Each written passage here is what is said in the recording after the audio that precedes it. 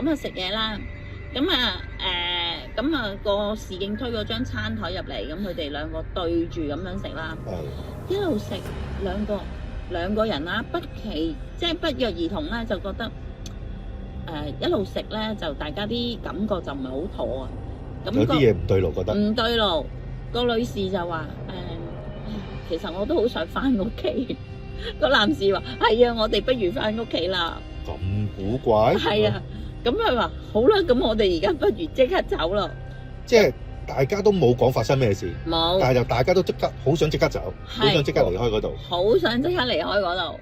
咁跟住佢哋就走咗啦。咁翻到屋企，大家先講出嚟。你唔覺得頭先間酒店好恐怖咩？佢話係啊，我見到你咧個樣咧逐漸變啊。佢話變咗咩啊？好似人哋做大戲嗰啲花旦啊。跟住個女仔話唔係啊，我見到你好似